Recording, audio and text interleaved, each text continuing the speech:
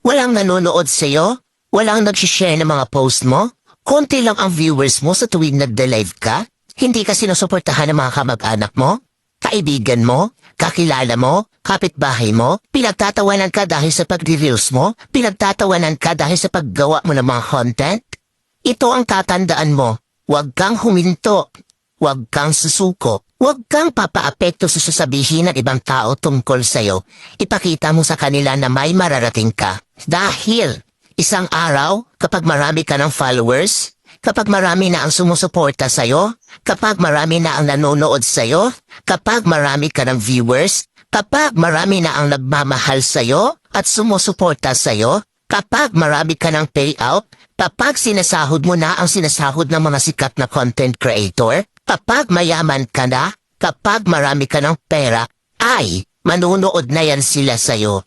Sila na ang kusang lalapit